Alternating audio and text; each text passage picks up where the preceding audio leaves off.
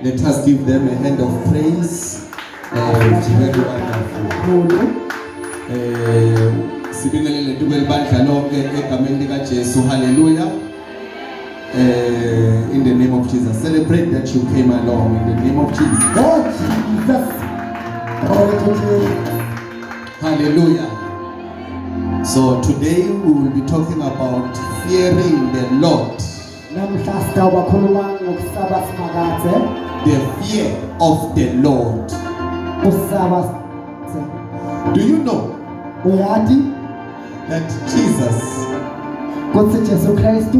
is the Lord and personal Savior? But most of the time, He is the Lord and personal Savior. But when we speak the truth, He is the Savior, but not the Lord. Why am I saying this? A Lord or a king is somebody that commands you, tell you what to do, tell you where to do it, tell you how to do it. And as you command that person, that person is your master. That person is your Lord. So if you are born again and then Jesus says don't do this, and then you do that particular thing, it's a sign that He does not command you, and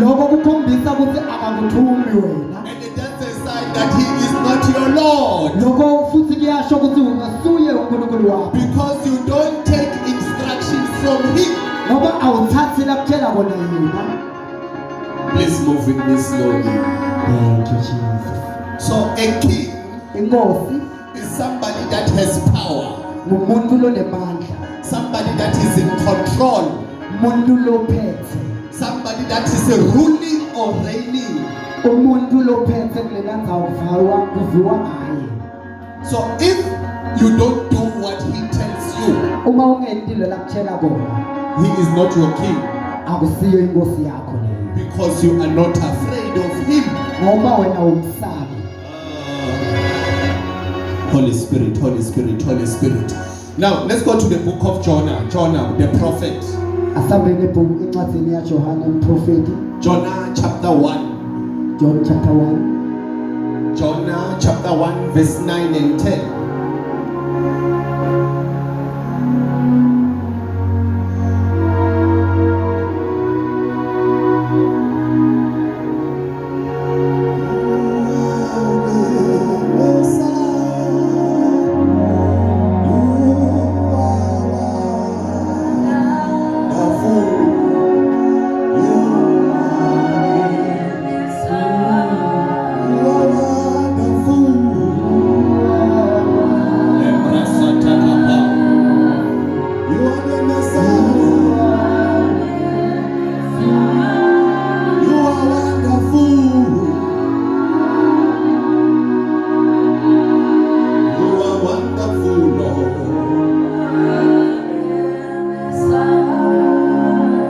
John chapter 1 verse 9 and 10. John 1 verse 9. Yes. Wabaphendula wathi ngingumHebheru ongasimakazi. I am a Hebrew. uNkulunkulu wezulu. And I serve the Lord, who is the King of heaven, who created the earth and the ocean. Verse 10. Lamadoda esaba kakhulukazi athimate athi kuye yini ke le lose uyendile. All right. Phela lamadoda abesadi ukuthi ubalekela uNkulunkulu ngoba John abesewatshelile. All right. English. You are wonderful, Jesus.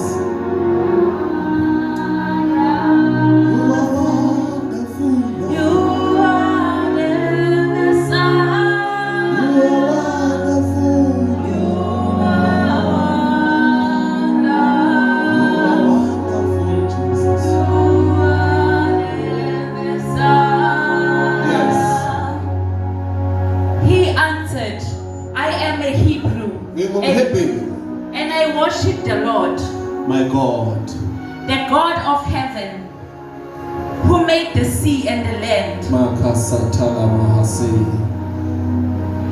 This terrified them,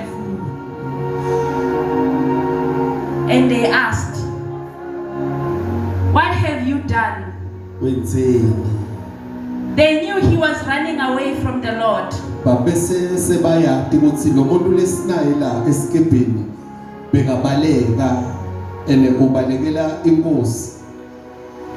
My God, yes. Because he had already told them so. Yes. The sea was getting rougher and rougher.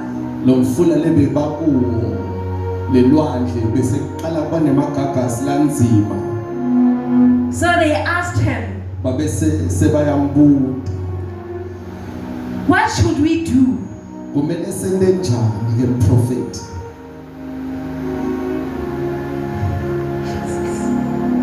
What should we do? Okay, do you have Amplified or New King James?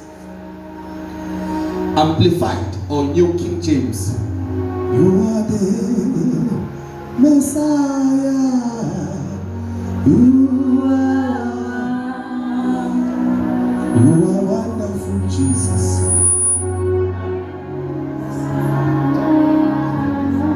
Amplified, New King James or King James Version? Because the word worship there in a Tuma translation. Yes.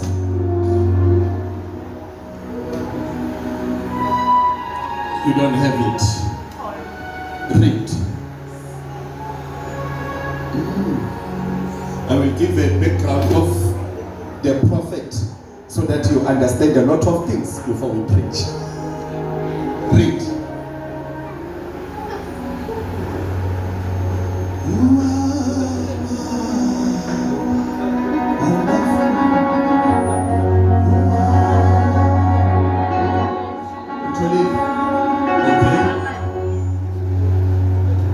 Same scripture.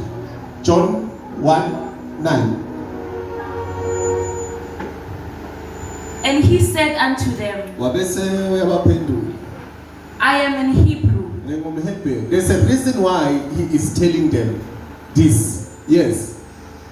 And I fear the Lord. And I fear the Lord. The God of heaven. The Lord that I am afraid of is the Lord of heaven.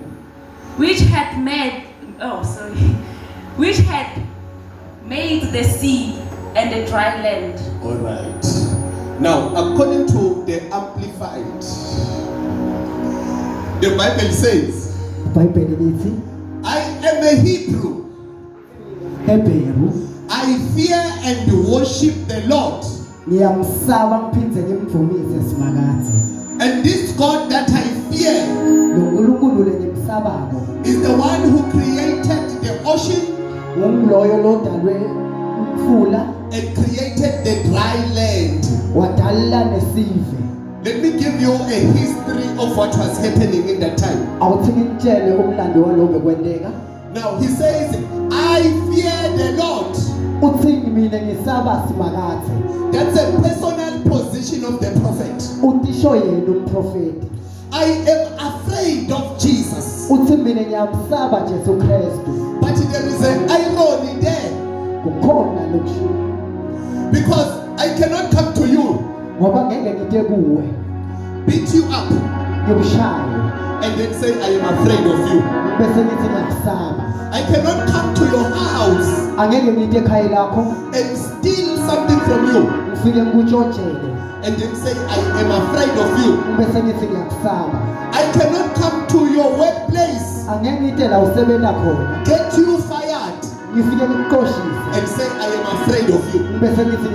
So this prophet that we read about,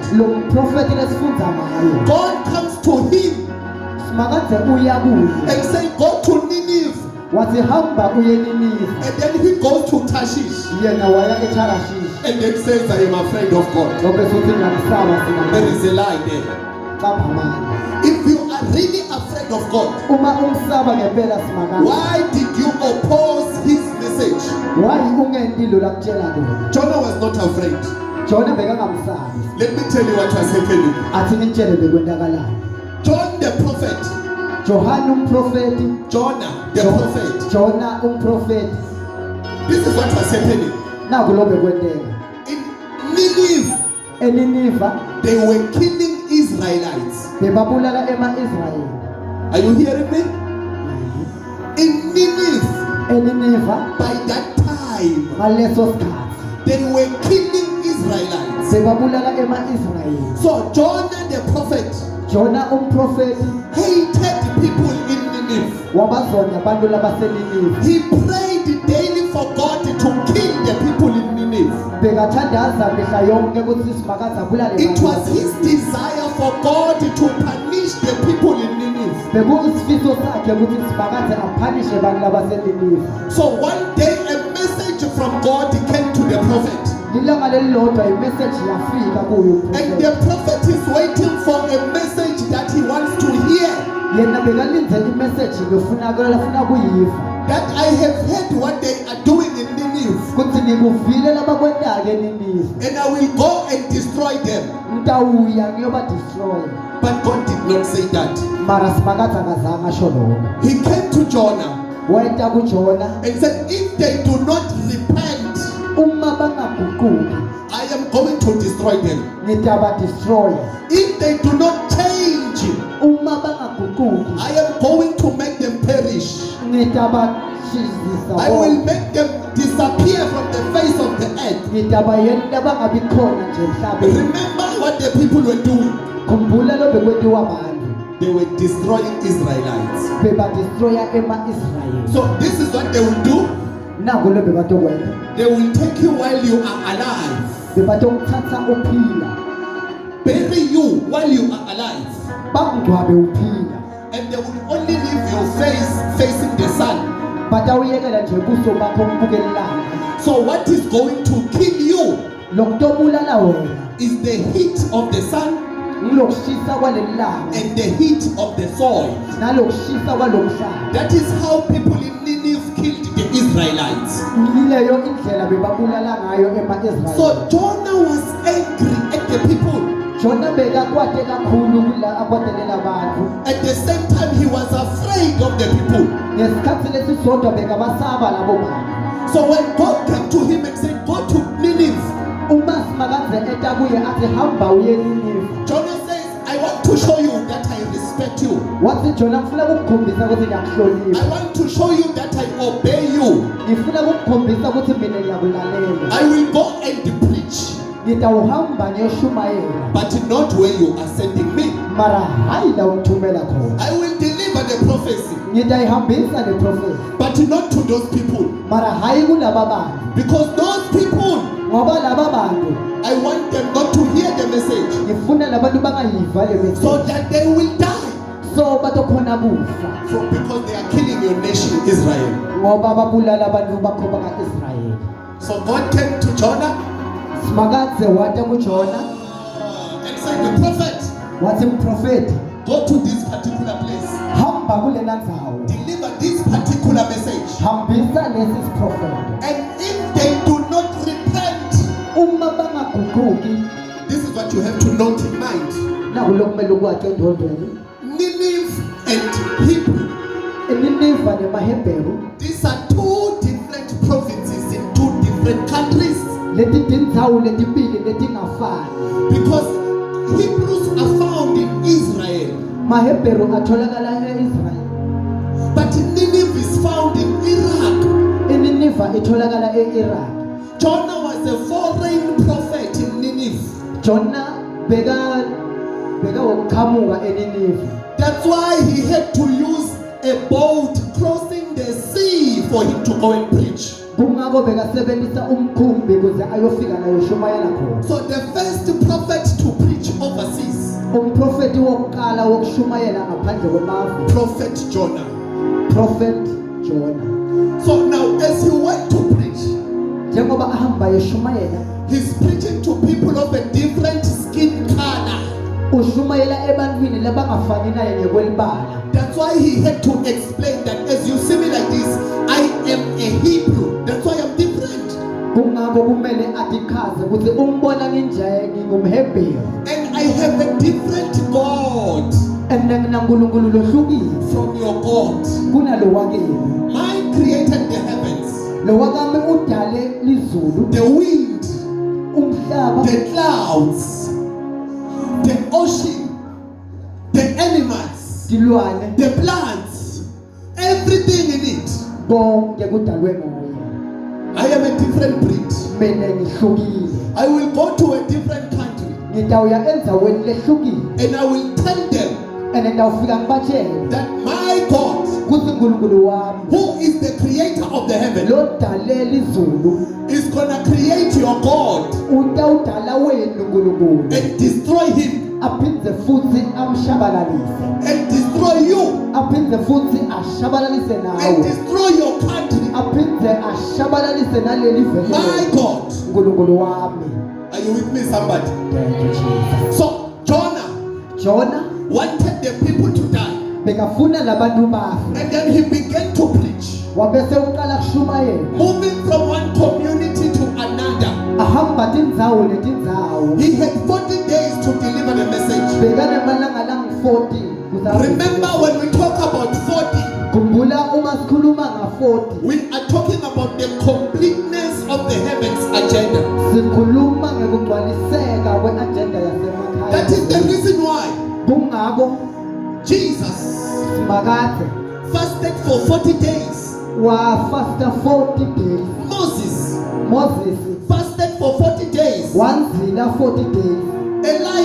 Elijah Fasted for 40 days. wanzila 40 days. Okay, we'll go on. It's a topic for another day. That's the next slide. So when we talk about this 40 days, Uma sikhuluma nga-40 days God said, go and declare simakade wathi hamba uyokhuluma that they are going to die kuthi batawufa if they don't repent. uma bangaphenduki, Let them change their ways. abaguqule tindlela tabo, Let them forsake their gods. abalahle nalo simakade Let wabo, them forsake their religion. abalahlele tindlo tabo Let them temasiko, come and worship me. ababuye batongidumisa mina. So in his prayer, Emthandazweni wakhe he wished that they don't repent bekafisa ukuthi bangaguquki so that they will die batokhona kufa, as they killed his brothers and sisters, njengoba babulale bobhuti wabo nabosisi wabo, as they killed other Hebrews. njengoba babulale amanye emaHebheru. And then he began to move Wabese uyaqala uyahamba from Tonga to Kamateresa, announcing that they are going to die if they don't ahamba repent. khuluma ukuthi batawufa uma And bangaguquki. when the country had few days left, Uma indzawo seyinemalanga lathile, the king was afraid, inkosi sebeyisaba, started taking the prophecy serious. yaqala kuthatha lo mprofeti ngalokusengqondweni, And then he said, I have to fast. wathi kumele ngizile, You cancel, you have to fast. nani bahambi bami kumele nifaste, The whole country has to fast. live lonke kumele lifaste, All the chickens have to fast. tonke tinkukhu kumele tifaste, Even those that are having cows and goats. I don't want the cows to eat anything for 3 days. nalabafuyile angifuni tinkomo tabo tidle Anything that is in this country, noma ngabe yini lephilako kulena ndzawo, I don't want it to eat for 3 days. akumelanga kudle for malanga For lamathathu, our sin is very great before the Lord. ngoba sono sethu siphakeme We kakhulu. have seen this God destroying countries. Simbonile lo Nkulunkulu adestroya lamanye Sodom amazwe. and Gomorrah is history because of him. iGomora neSodoma ayisekho ngenxa yakhe. We are going to fast. Sitawuhamba siyozila, As they fasted, njengoba basanzila, God who is faithful uNkulunkulu lothembekile changed his mind waguqula ingqondo yakhe, and not kill the people. wangababulali labantu. Now, Jonah the prophet, Jona umprofeti, the one who says, I fear God, lo nyolothi ngiyamsaba simakade, was angry. bekakwate kakhulu, Was angry. bekakwatile. The people obeyed the prophecy.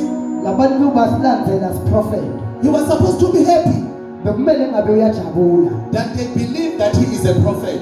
kuthi bathembile ukuthi ungumprofeti, But because he didn't know ngenxa yokuthi bekangadi that they have repented, kuthi phela sebaphendukile, he waited on the walinza entsabeni expected to see a rain of fire, afuna kubona imvula yemlilo expecting to see people killing people, afuna kubona abantu babulala labanye expecting to see houses buried by mountains. abona tindlu tigcijwa tindzaba. But God had mercy on that day. Mara simakadze waba nemusa ngalelo Then langa. the prophet was angry Kanjalo umprofeti bekakwatile because he did not want the people to obey the Lord. ngoba bekangafuni labantu balalele simakadze. The same prophet lathi ngiyamsaba simakadzi Lo mprofeti nathi uyamsaba kusimakadze.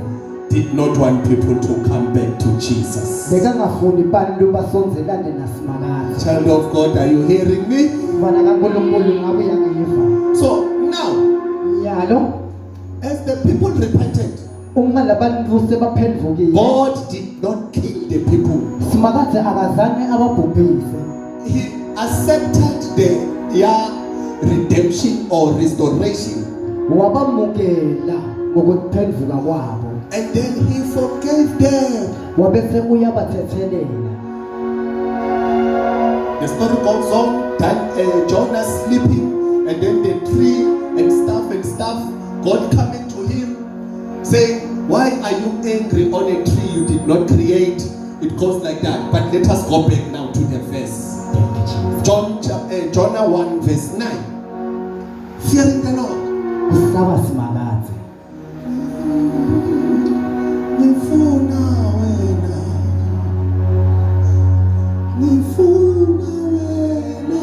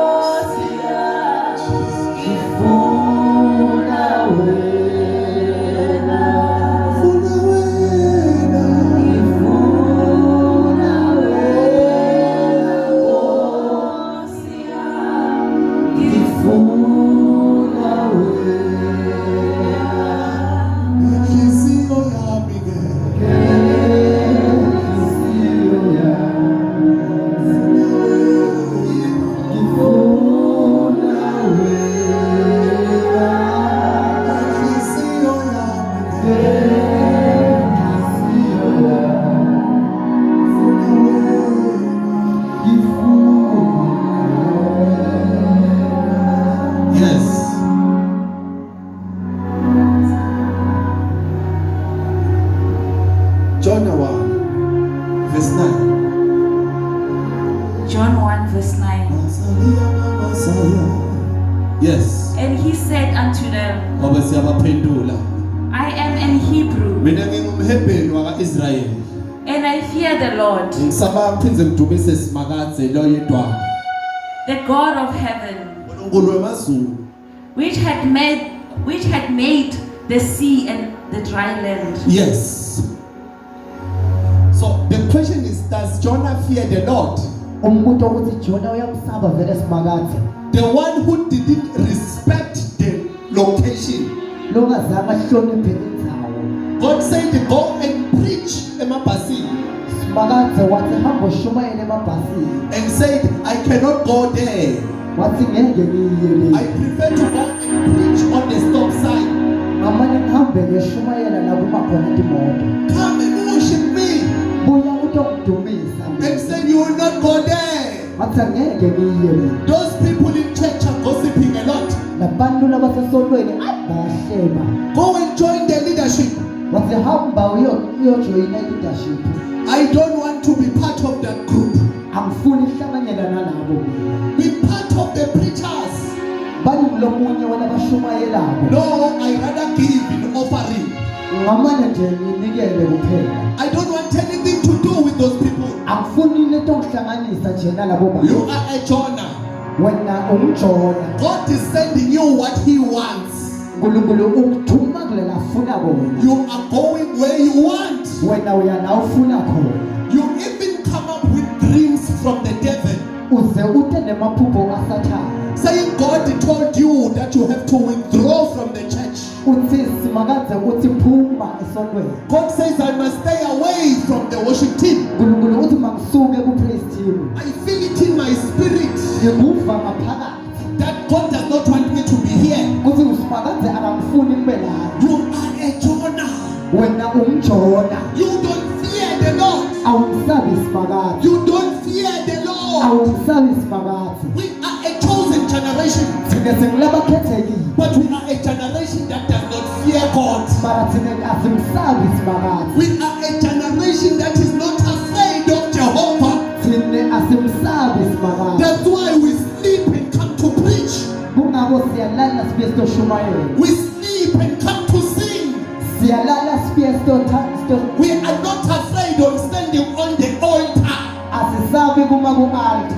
knowing very well where we were yesterday, Sathi kahle ukuthi besikuphi Ntombi. because we are not afraid of God. Ngoba asimsabi isimakadze. We are a dirty generation, Siyi-generation legolile. a generation that is not afraid of the holy place. I-generation lengayisabi indzawo legcwele.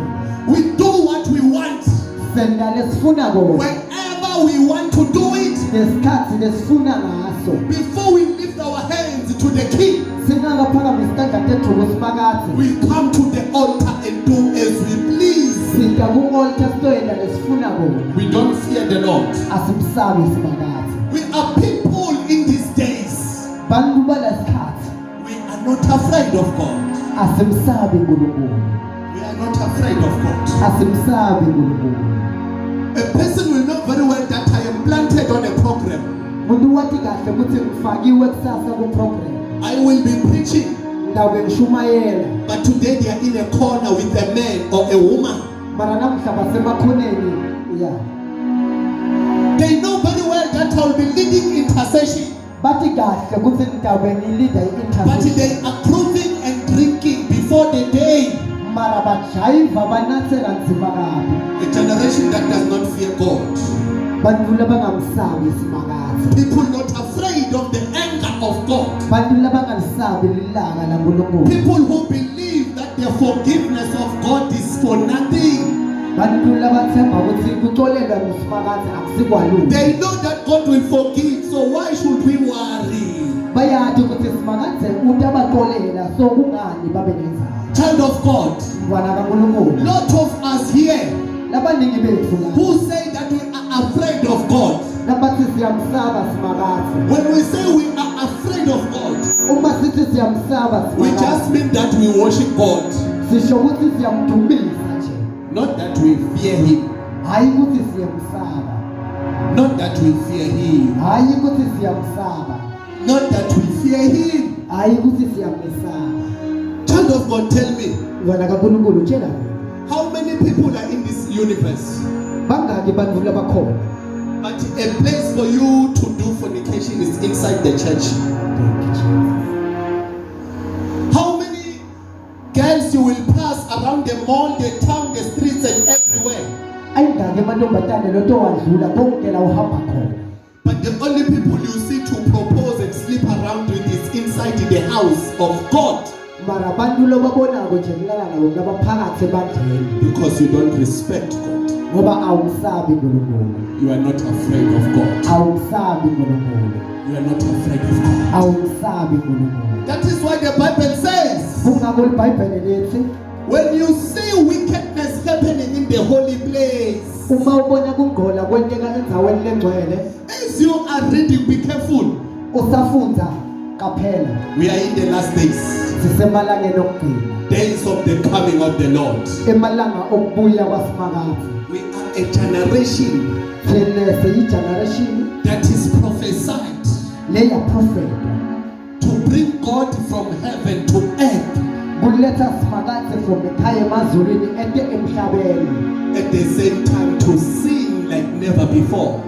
Ngaleso sikhathi sitawona ngathi asikasi. Are you hearing me? Do you know? Uyathi A lot of time isikhathi lesiningi when you have to be absent uma kumele ungabi khona from any spiritual gathering, kuko konke kwakamoya, whether it's a church service, kungaba libandla whether it's a meeting, kumbe kungumhlangano whether we are coming to clean, kumbe sita kutoklina or we are sending you somewhere, kumbe kukhona lesikuthuma khona and you don't show up, ubese awuveli not that you are not afraid of us, kukhombisa ukuthi hayi ukuthi awusabi thina kuphela you don't fear God. awusabi simakathi Because as we are standing here, njengoba ungile kule kandzawo I didn't come on my own accord.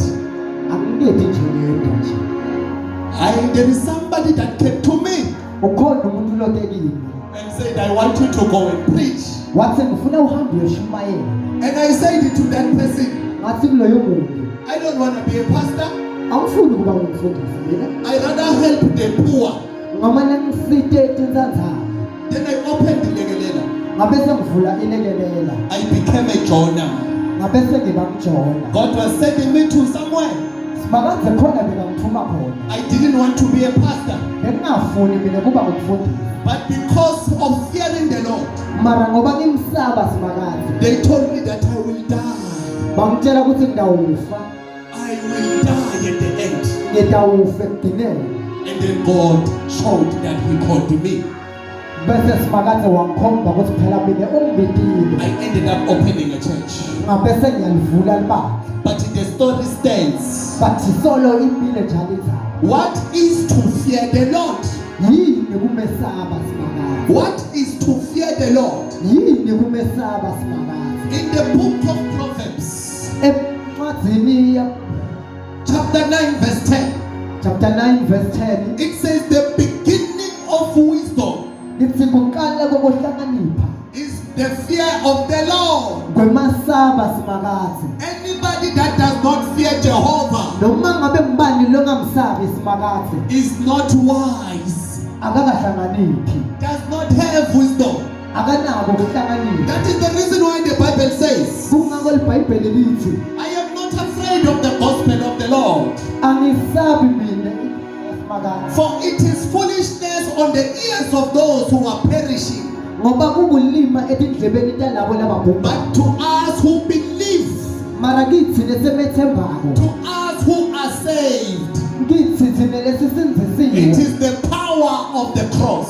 mandla esiphaphano So wisdom according to spiritual things kuhlakanipha ngokwakamoya is not the ability to understand mathematics. akusekuvisisa imathi kuphela It's not the ability to pass physical science. akusikuphasa iphysics kuphela It's not the ability to solve human conflicts. akusinje ngamandla okusolva tinkinga But wisdom according to spiritual things kepha kuhlakanipha etintweni takamoya is not doing what God said you should not do.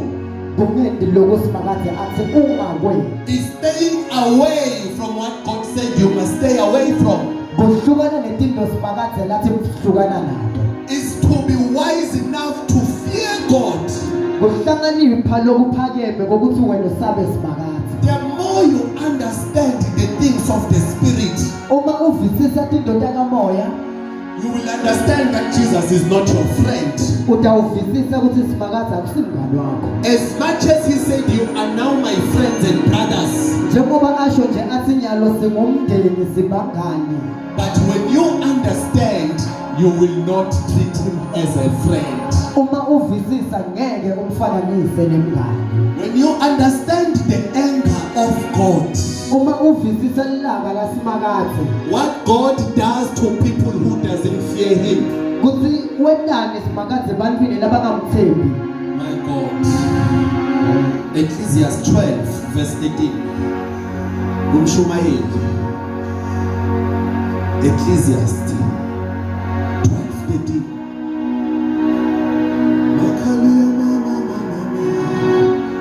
Lord, help us to fear you.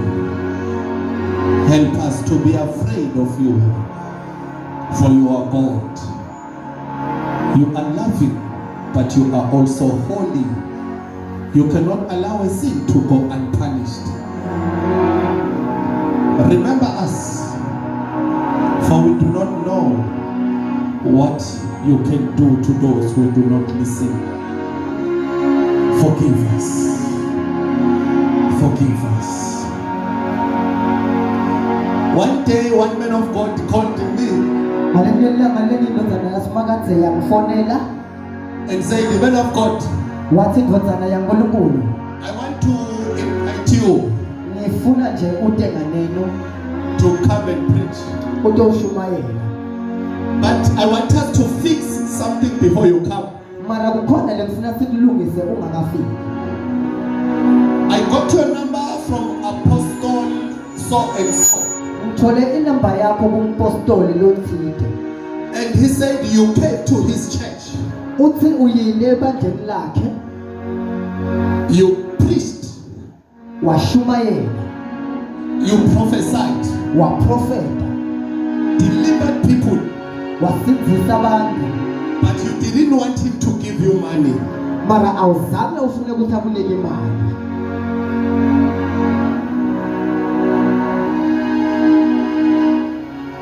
After that, I said, "It is true." He said, "Well, in my church, when you come to preach, we will give you something. And please, we want you to receive it." And I said to him, "I will come. I will preach. I will do what God says I should. But I will not take your money. Because God didn't allow me to do so. This gift that I have, I didn't buy it. And surely I will not sell it. Freely you have given. That's what Jesus says. Freely you are given. Freely shall you give others. I do not reject money because I have money. I reject it because I don't want to sell what I didn't buy.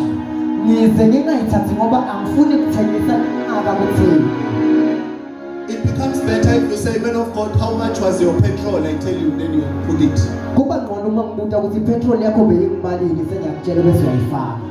But don't pay me for spiritual service.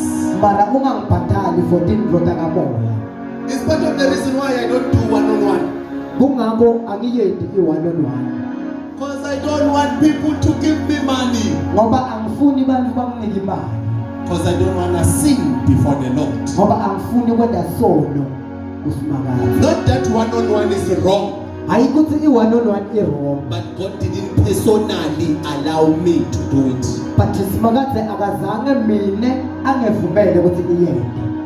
Read. Let us hear the conclusion of the whole matter. Fear God and keep His commandments.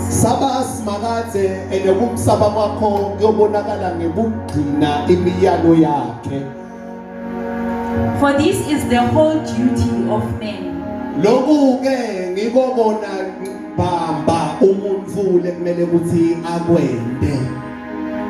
For God shall bring every work unto judgment. Ngoba konke lokwendako ekhaya emsebentini emphakathini ebandleni uyawuma phambi kwesihlalo saNkulunkulu ngalelinye ilanga ngabo. With every secret thing. Ngisho imbala naloku lokwenda ebumnyameni including thina singaboni. Whether it is good na noma ngabe kuhle. Or whether it is evil. Noma ngabe kuhle kuthi unakala abaswele awufuni kushutha awufuni bantu bade ukuthi bantwana balapha bafakwe kuwe esikolweni kukuhle kuyavela qhubeka. Whether it is good or whether it be evil. Na noma ngabe nguwe lobhidli elikhaya. Na noma ngabe nguwe loxoshise lomunye emsebenzini. Nanoma ngabe nguwolo wafaka lomunye umntwana ukuthi itsakamisa. Nanoma ngabe nguwolo oqosha abantu emabandleni. We are still gonna stand. There is a song that says, I don't know if you know what it says. It's umuntu ngamunye uyosimela ngaphambi kwaJehova umuntu ngonke uyosimela ngaphambi kwaJehova silindele usuku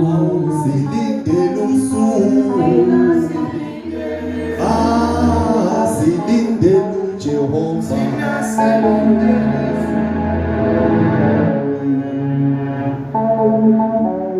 okay silindele uJehova thina silindele usuku silindele uJehova umuntu ngamunye uyosimela ngaphambi kwaJehova umuntu ngamunye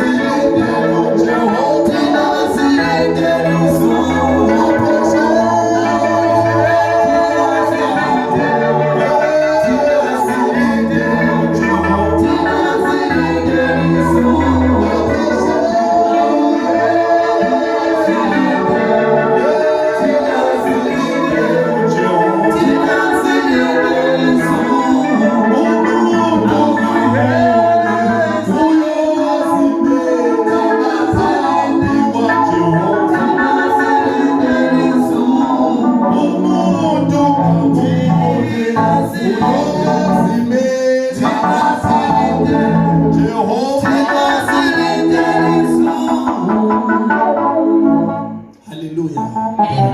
Amen. Here is the verdict. Fear the Lord with all your heart. Fear the Lord.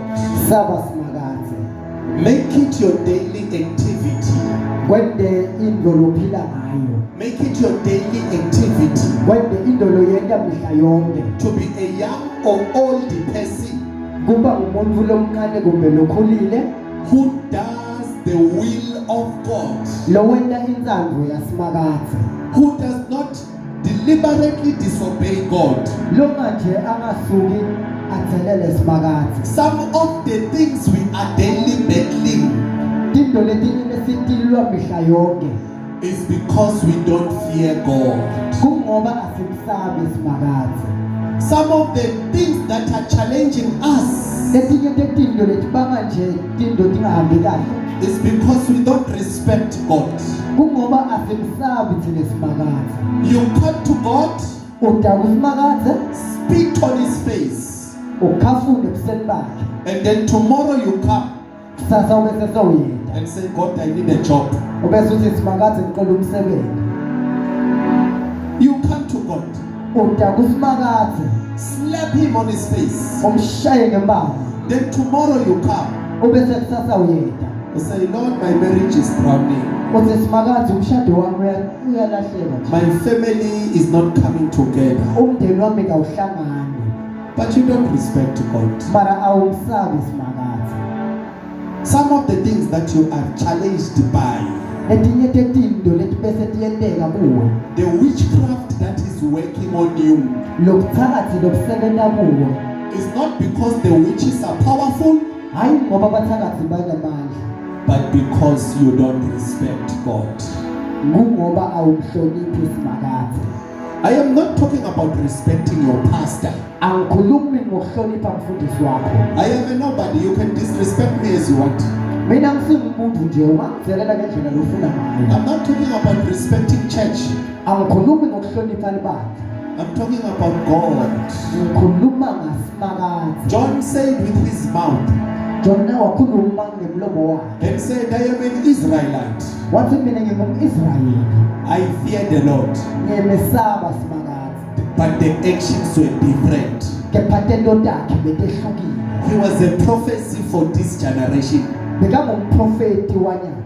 We speak with our mouth Sikhuluma ngemilomo yethu that we fear the Lord. ukuthi siyamsaba simakazi. But the actions are different. Mara tento tethu tehlukile. We cause havoc in the house of God. Sihlangahlanganisa tinto endlini yasimakazi. We don't obey the callings of the God. Asihloniphi libito lasimakazi. You want us to beg you before you do something in the house of God, Ufuna sinqenge before wena lokuthinte endlini yasimakazi. and then you go back home and say God has sent you here. Ubese uyamuka uthi simakazi ukuthumela kule kanzana. You go back home and say God is your deliverer. Ubese uthi simakazi ungumsenzisi wakho. The Bible says iBhayibheli lithi the fear of the Lord kumesaba simakazi is light of life. kubukhanya kwempilo. Those who fear the Lord, Labo labamesabako simakazi no harm shall come to them. angeke baze bahlukubeteke. Some of the weapons that are harming us Letinye tetikhali letisilimatako is because we treat Jesus as our friend. kungoba thina senza simakazi ngathi ngumngani wethu. Some of the things that we are wrestling with Letinye tetinto lesibukana nato is because we are not afraid of God. kungenxa yokuthi asimsabi simakazi. Make it your daily prayer Kwende kube ngumthandazo wakho wemalanga wonke for God to give you a heart that is afraid of Him, kuthi simakazi akuphi inhlitiyo yokumesaba. a heart that will fear Him. Inhlitiyo yokumesaba. Fear Him above your parents, Msabe kudlula ebatali bakho, fear Him above your pastor, msabe kudlula ebafundisi bakho, fear Him above your manager, umsabe kudlula timanager takho, and fear Him above your life. umsabe nasempilweni yakho. Jonah the prophet, Jona umprofeti when he saw the people not dying, uma kabona labantu bangafi, he said, God, you rather kill me. wathi simakazi sewungamanubulale mina nje. That's a sign that he was not afraid of death, Lokho kukhombisa ukuthi bekangakusabi kufa, but he was afraid of being embarrassed, kepha bekasaba kuhlazeka that God will not do according to his desire. kuthi simakazi akakendi ngendlela yena nafuna ngayo. One of the signs of pride as a child of God Kunye nje kokuthi khukhumeta njengomfana simakazi is when you want God to do your way, kungilapho ufuna simakazi endele ukufunwa nguwe.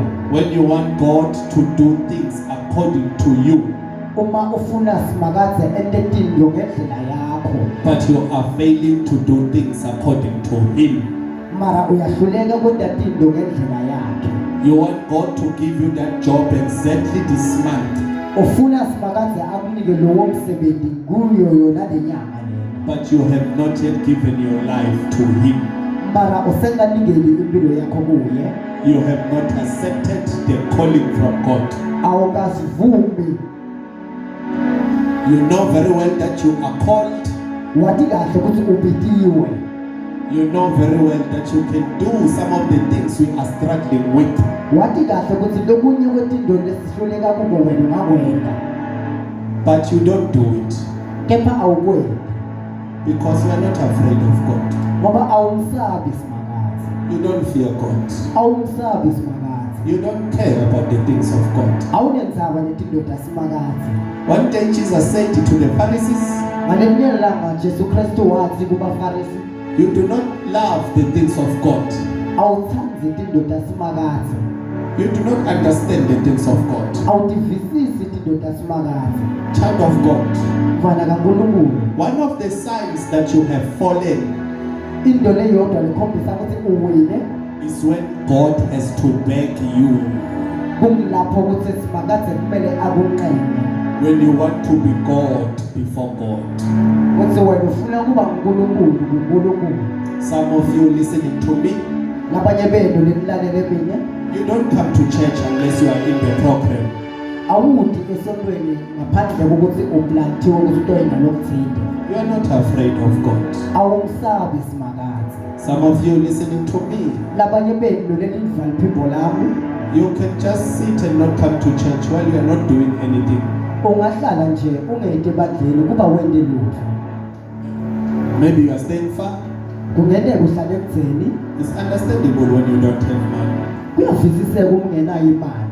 But some of you, even if you have money, labanye benu noma ngabe ninayo imali you choose to buy other things that are not godly niprefera ukuthenga nje letinye tetinto letingaseta Jehova instead of you coming to the house of God kunekuthi ute ebandleni because you're not afraid of God. kungoba awumesabi simakazi. The fear of the Lord kumesaba simakazi is the beginning of wisdom.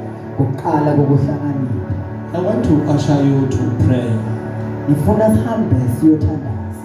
If you feel that you have lost fear for God, uma utiva ukuthi wena ulahlekelwe kumesaba simakazi run to the front. buya ngaphambili. I want to pray with you.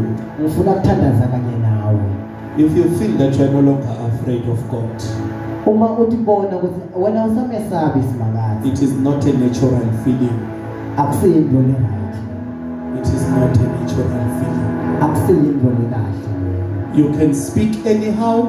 ungakhuluma ngendlela lofuna ngayo. You can insult anybody. ungamthuka noma ngabe ngubani. You don't care about your reputation. awunendzaba nje nesimilo sakho. You no longer care about a holy life. awunendzaba nempilo lengqwele. You can propose anybody. unganje ungashela noma njani. Now we don't noma ngubani. There is an event, you just go and get drunk. uma kunemicimbi uyahamba uyothetha wena. There is a service, you don't come for no reason. kuneservice awuthi kunena sezathu. You sleep around as you like. ulala nje ngendlela lofuna ngayo. You are engaging in drugs and substance. Thank you, Jesus. It's a sign you are not afraid. kusho kona ukuthi awumsabi. And that is not natural. ene lokho akukho.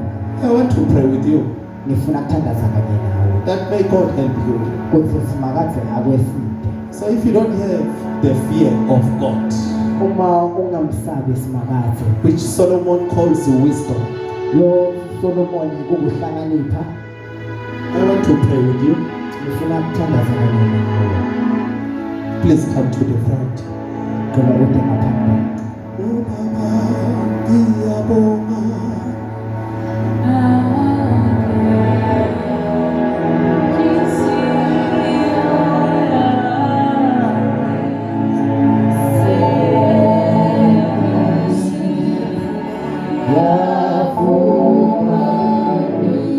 Izandla lonke limange inyawo.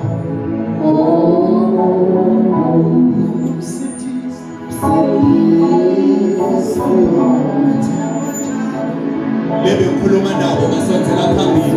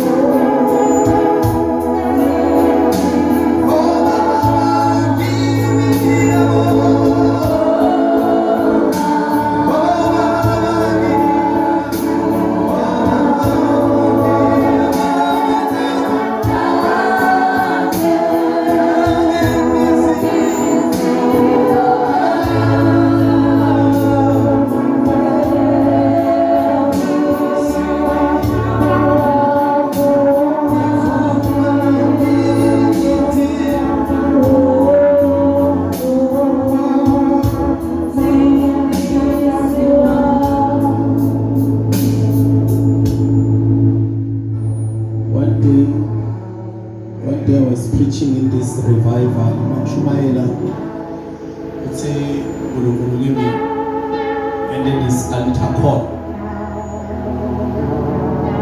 And then this altar call lebengenda umtshela specifically ukuthi uyabona lo ngifuna yini.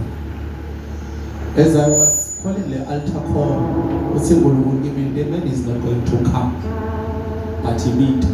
I'm asking why? What's pride? Unalogo ukuthi bemshumayela batawuthini nasebabona mina. Bayangadi ngenda so. Balenzelele okungcono kimi. Batawuthini nasebabona mina. I don't want you to remain. Humble yourself. Come to God. If you know, because it's so pila in Zandoya, it's a sign of Samsabi Gulu. I want you to forget about your settling work. Then you come. Hallelujah. I will sing one last time. Then you come. I will sing one last time. If you know what you are at that side, you are part of the people who will never come to me. Now, I want you to come.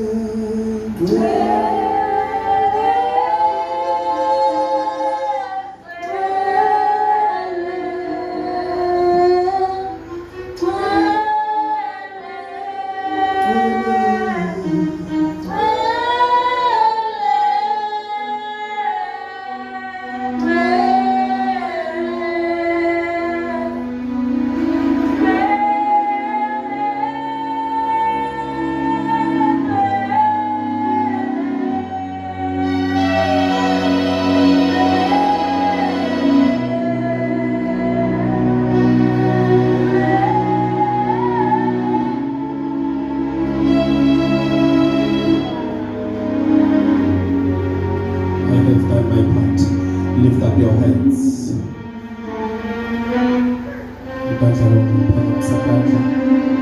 Lilulela kumba. Lapha mbili phakamisa kanjani? Njengombana lolenzele kubu. Vula inhliziyo yakho. Uvale amehlo akho. Maselebrena sutha ekhali.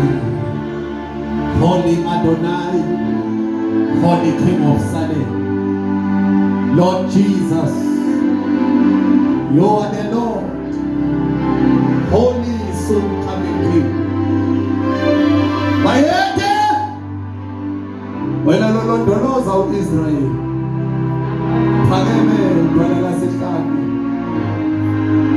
We bring them to you, for you are the Creator. You are the Alpha and the Omega. You are the one who restored their soul. Shojalo Davide,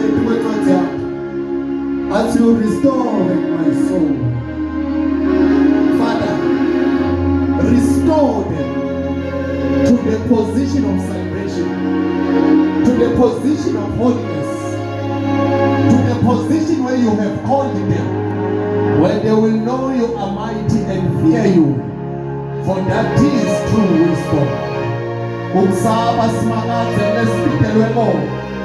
That is the verdict, the end of the matter. Give us fear, Lord.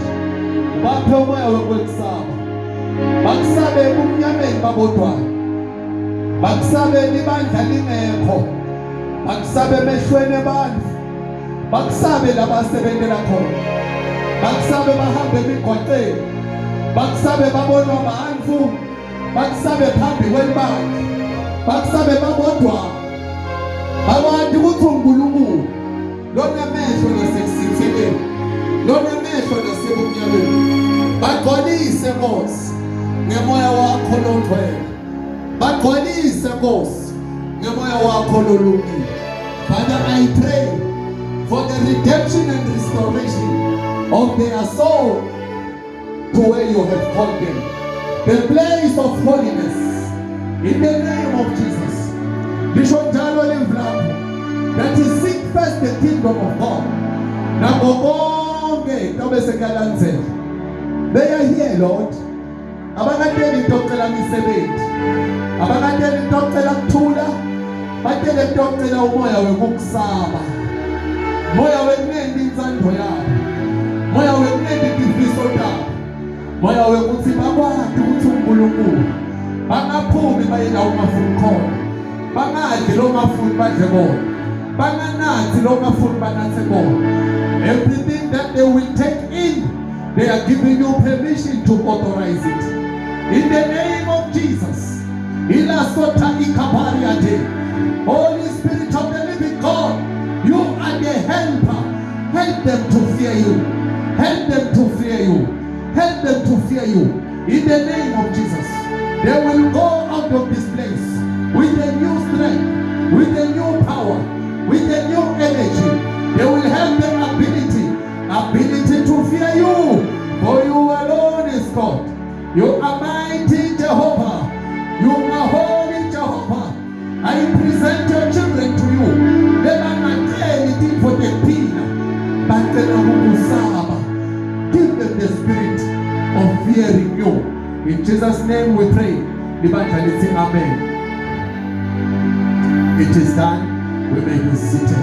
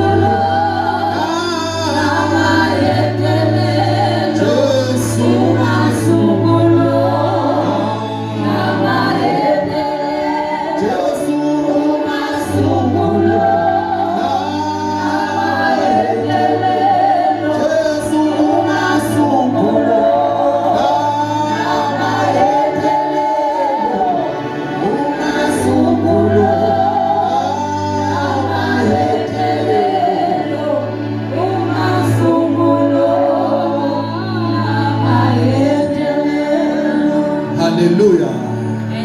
Somebody give Jesus a hand of praise. A few announcements. Announcement number 1, Mhlaga 17 to 19 August, September, sorry. October, hallelujah. We are going to be having a fasting. We are invited by Emmanuel Full Gospel. Hallelujah. I don't think to Shatanda. Oh, glory to Jesus. Glory to Jesus. We are not going to be the only ones. Sidobane Emmanuel Yasetunda under the leadership of Apostle Shongwe. Oh, thank you, Jesus. My God. And then we will also have the Emmanuel Full Gospel Yasetunda and Semziti under the leadership of Pastor Kuna. Oh, thank you, Jesus. My God. What's the better? Uma angithinza uthe eshongwe ngifuna silinge man. Uthi uma kungahlangana ninonke ngiliphi idimoni lelingasala limile. Amen. Yoba ngumgidi